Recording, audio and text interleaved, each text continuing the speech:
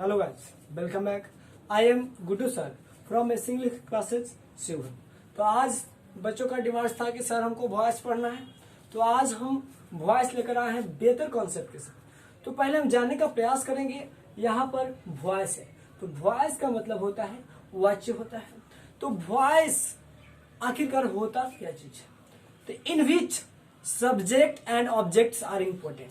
तो वॉइस में जो होता है सब्जेक्ट और ऑब्जेक्ट बहुत ही महत्वपूर्ण होता है। जब आप सब्जेक्ट का पहचान नहीं कीजिएगा, ऑब्जेक्ट का पहचान नहीं कीजिएगा, तो वॉइस समझ में नहीं आएगा। जब तक आप लोग सब्जेक्ट और ऑब्जेक्ट का पहचान नहीं कीजिएगा, जब तक आपका वॉइस क्लियर नहीं होगा। तो कोई भी अगर सेंटेंस है तो उसका स्ट्रक्चर होता है subject plus verb plus object होता है। तो हमको जानने का प्रयास करना है कि वॉइस के लिए जो इम्पोर्टेंट होता है वो होता है सब्जेक्ट और ऑब्जेक्ट।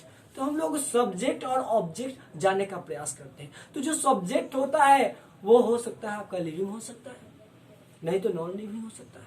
जहां तक बात करें वर्ब का, तो वर्ब एज ए वॉइस में क्या होता है, अधिकांशतः मोस्टली जो यूजर होता है वो V3 का यूजर होता है। तो हम लोग जानने का प्रयास करेंगे आगे कि वॉइस का पार्ट कितना होता है।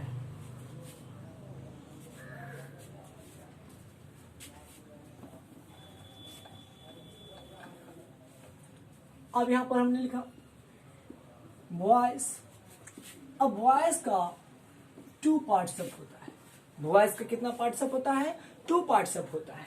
वो तो एक होता है एक्टिव वॉइस और दूसरा होता है पैसिव वॉइस।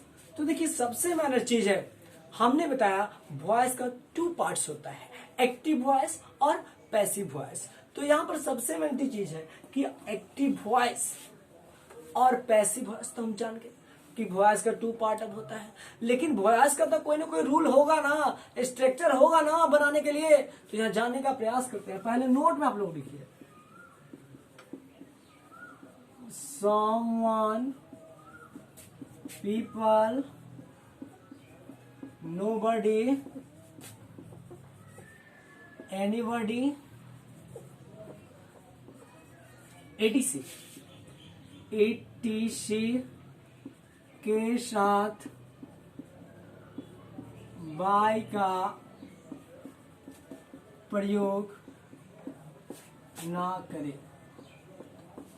तो हमने नोट में लिखाया यहां पर someone, people, nobody, anybody, etc के साथ बाय का प्रयोग ना करें। जब भी कोई एज ए सेंटेंस एक्टिव से पैसिव करते हैं, ये सारे वर्ड अगर लगते हैं तो बाय का यूजर नहीं होता है। तो यहां पर हमने वॉइस को बताया कि वॉइस में in which subject and objects are important. Voice में सब्जेक्ट और ऑब्जेक्ट काफी महत्वपूर्ण होता है। तो यहाँ पर कुछ इंपॉर्टेंट चीज भी है और आगे हम लोग जानने का प्रयास करते हैं।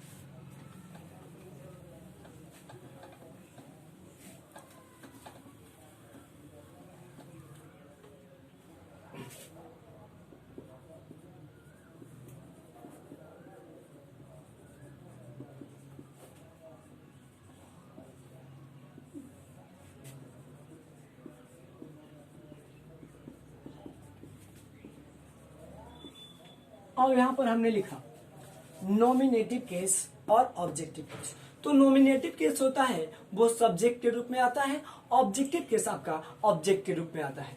तो यहाँ पर आई सब्जेक्ट के रूप में आएगा, नॉमिनेटिव केस है, इसका हो जाएगा आपका ऑब्जेक्टिव केस।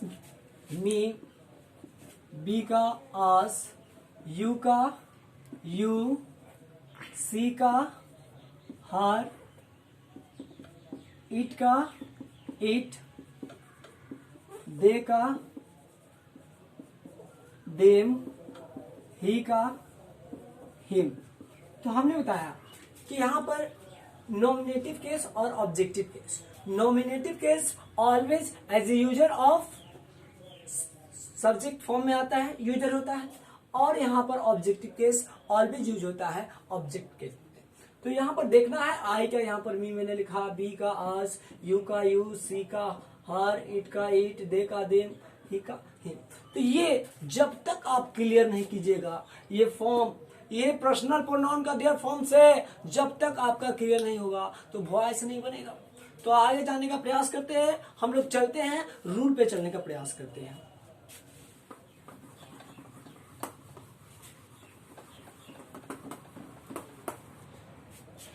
तो हमारा पहला है, हम लोग सीखने का प्रयास करेंगे। पहले सिंपल प्रेजेंट टेंस पे हम लोग वॉइस कैसे सीखते हैं जानने का प्रयास कीजिए, कॉन्सेंट्रेशन रखिए, बहुत इजीली सीख जाइएगा। सिंपल प्रेजेंट टेंस, अब ध्यान दीजिएगा, यहां पर हमने लिखा सिंपल प्रेजेंट टेंस, तो सिंपल प्रेजेंट टेंस लिखे, इस पे हमको वॉइस जानना है, वॉइस। अब तो सबसे पहले है कि इसका हम एक्टिव रूल जानने का प्रयास करेंगे। आखिरकार सिंपल प्रेजेंट टेंस का एक्टिव रूल क्या होता है? तो एक्टिव रूल आप जानते हैं, मैंने प्रीवियस क्लास में टेंस में पढ़ाया। Active rule subject plus verb one V5 plus object होता है, ए भी रूल एक्टिव वॉइस का। जैसे मान लिया सी लव्स मी, तो यहां पर देखिए लव्स क्या है बाबू, V5 है। तो ये सिंपल प्रेजेंट टेंस का सेंटेंस है, इसको पैसिव में कन्वर्ट करना है। तो यहां पर देखिए पैसिव स्ट्रक्चर अपना देख लीजिए, object plus is are am plus V3 plus by plus subject, ये आपका पैसिव स्ट्रक्चर। यहां पर सेंटेंस दिया हुआ है, एक्टिव वॉइस का सेंटेंस है, सी लव्स मी, इसको पैसिव में कन्वर्ट करना है। तो पहले हम प्रोसेस करेंगे, जब भी पैसिव बनाएंगे तो पहले ऑब्जेक्ट लेते हैं। तो ऑब्जेक्ट हमारा क्या है, मी है। तो यहाँ पे जो प्रोसेस सब्जेक्ट के रूप में जब आ जाएगा तो मी का क्या होगा बाबू, आपने प्रीवियस में लिखा थोड़ा देर पहले, मी का क्या होगा, आई होगा, आई होगा ना। और यहाँ पर इज आर एम का यूजर करना है, तो आई के साथ किसका यूजर होगा, इज के आर के एम होगा, एम होगा, क्या होगा, एम होगा। अभी थ्री का यूजर करना है, तो यहाँ पर भाई लव्स है, लव्स का क्या हो जाएगा, लव्ड हो जाएगा। उसके बाद किसका यूजर करेंगे, बाय का। अब हम सब्जेक्ट ले लेंगे, तो सी है, सी का क्या हो जाएगा, हाँ, बन गया। बहुत इजीली है ना, बन गया ना। अब आएंगे वीडियो के लिए पार्ट 2 में हम अवेलेबल रहेंगे। Thanks for watching.